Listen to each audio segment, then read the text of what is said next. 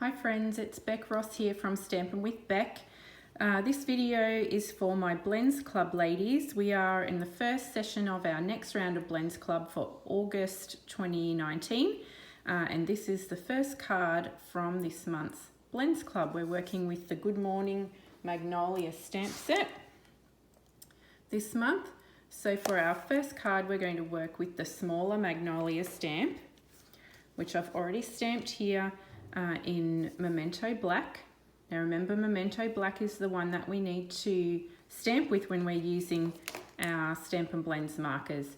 This month we're using Mossy Meadow Light and Dark and Petal Pink Light and Dark. So if you're brand new to this round of Blends Club, these will be the only two colours that you own so far. If you've been in Blends Club for a few more sessions, you will have other colours as well. When I'm working with the smaller areas, I like to use the bullet tip end of my Stampin' Blends marker. So you can see I've started colouring the stems here with the light Mossy Meadow. I'll work on a leaf next. So remember, if you've been a member of Blends Club before, the basic technique that we start with is putting a wash of the light shade first and then coming in with our dark one. You can either, oh, that's not my bullet tip end, that's my bullet tip end. We can follow the veins of the leaf, put some dark there. Now you can leave it like that, that looks quite nice as it is. Or you can go back with your light one and in little circles you can blend it around to soften the edges.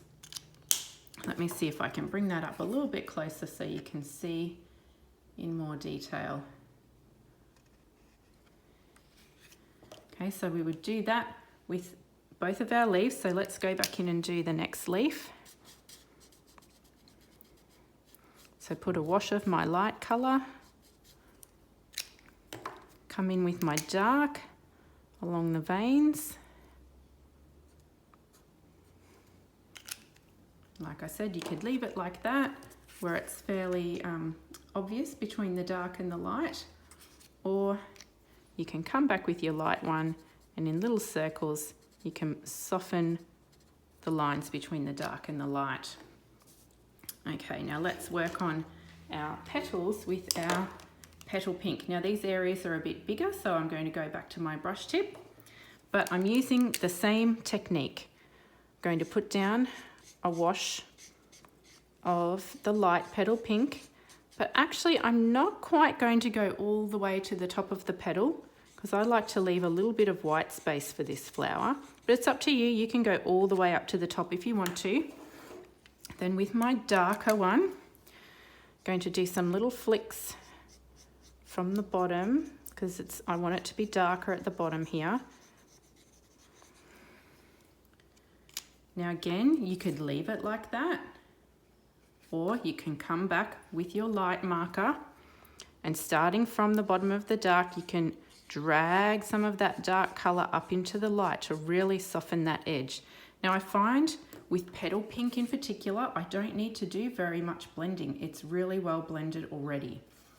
And can you see I've left a little bit of white space at the top, just at the tip of the petal there, a tiny bit. If you want a bit more, if you've done too much, remember if you've got your colour lifter marker, you can take that and just gently, you can do that at the top of the petal, give it a sec, and the colour will sort of push through to the other side.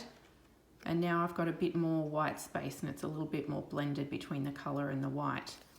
So I would do that with all of my petals and all of my leaves, and I would end up with this. So then to put the rest of your card together, let me zoom back out.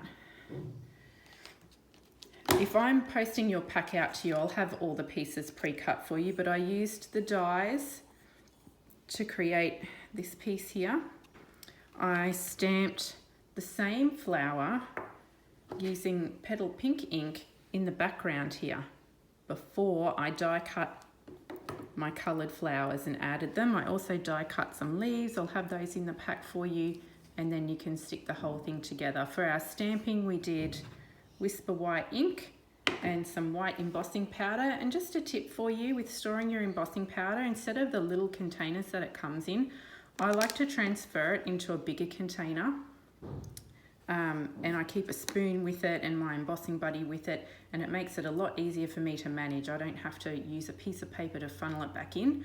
I just hover everything over the top of my larger container. So there you go, that's card number 1. So starting out nice and easy with some simple blending, and I'll be back with video number 2 very soon, because for video number 2 we're using the big magnolia flower. Thanks everyone, bye.